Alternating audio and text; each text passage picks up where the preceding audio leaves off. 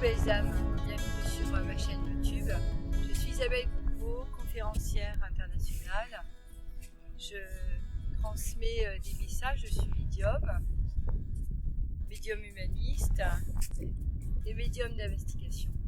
Alors aujourd'hui, on va aborder un sujet qui est assez commun aujourd'hui et qui revient beaucoup lors des consultations ou des conférences que je peux faire. Les gens ont développé une médiumnité au sens qu'ils ont une capacité à être médium.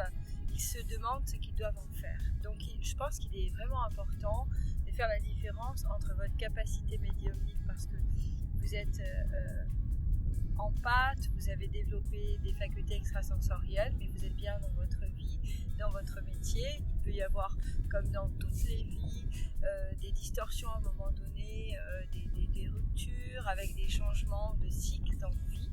Cela ne veut pas dire pour autant que vous allez devoir passer forcément à une mission de médium, à devoir aider les autres. D'ailleurs, beaucoup ont peur quand ils commencent à sentir qu'ils ont ces capacités. Ils ont peur de devoir la gérer.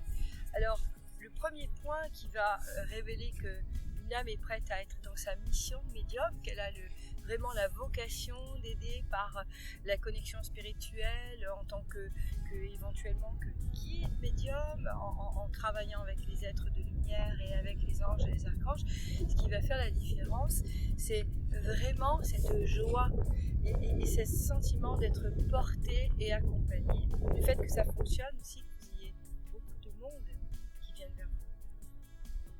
Il y a également un des signes importants, c'est votre capacité à gérer les émotions lorsque les gens viennent vous voir. Ce qui veut dire que vous pouvez être dans un moment de distorsion, de perturbation dans votre vie privée, mais à partir du moment où vous vous connectez, où vous rentrez dans le travail du médium, il y a une nourriture qui s'établit, énergétique et spirituelle, et à ce moment-là, vous reprenez votre centre et vous vous ressentez très vite. La difficulté, quand on n'a pas vraiment cette mission de médium, c'est qu'on va rester dans ces émotions négatives et que du coup, cela va forcément influencer la guidance ou le travail que vous allez faire avec la personne qui est venue vous voir et qui vous accompagne. Alors, je voulais en parler aujourd'hui parce que beaucoup démarrent cette activité et se rendent compte au bout de quelques semaines, quelques mois que ça ne tient pas, que ça ne fonctionne pas. Il faut également que vous soyez très bien entouré, que vous ayez un équilibre assez stable. Pourquoi ? Parce que il y a des périodes où vous ne pourrez pas recevoir. Tout ne dépend pas de vous, mais aussi de ce qui se passe de l'autre côté. Et parfois, on vous dit fais une pause, retourne dans ta matière, fais d'autres choses, ce qui veut dire que vous n'allez pas forcément vivre de cela.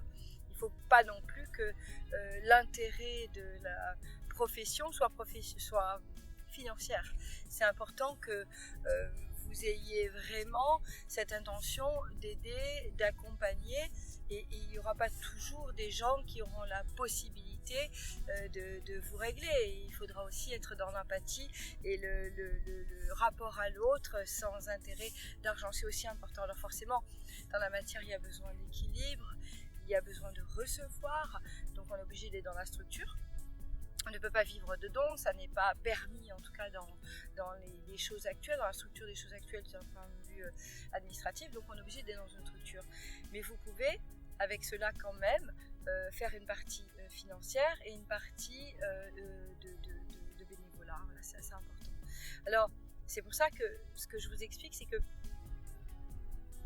vous ne pourrez pas tout le temps compter sur l'argent. Ça veut dire qu'à côté, vous devez être assez équilibré et stable pour pouvoir être au service, parce que parfois les guides nous demandent d'accompagner, de guider et d'être désintéressés à l'argent. Donc c'est important de pouvoir être dans cette énergie, je pense. Alors je disais, qu'est-ce qui va vraiment différencier le fait d'avoir cette mission de médium, de devoir en vivre et accompagner les autres? C'est la joie, l'éthique, la capacité de vous recentrer rapidement et le don de soi. Voilà, ça c'est vraiment important. Si vous n'êtes pas stable émotionnellement dans votre structure personnelle, familiale, dans votre corps, dans votre hygiène de vie, ça va être compliqué. j'ai eu récemment une personne qui est venue me voir et qui m'a dit j'ai consulté une médium et j'ai fini en fin de la séance alors que je n'ai pas de don à la conseiller sur sa situation personnelle. Donc vous voyez, la situation s'est inversée, je pense que sans jugement aucun, je ne connais absolument pas cette personne, mais je me suis dit voilà, elle était fragilisée, cette personne est allée la voir dans un moment où elle était fragilisée, elle n'a pas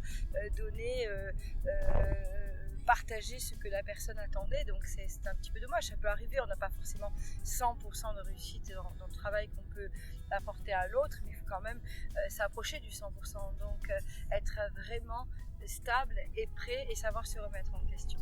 Voilà, j'espère que vous avez apprécié cette vidéo, je vous remercie de me suivre, vous êtes de plus en plus nombreux, je suis très heureuse de partager mes expériences de vie et professionnelles avec vous. Merci de liker si vous avez aimé, de partager et de vous abonner. Je vous dis à très bientôt. Au revoir.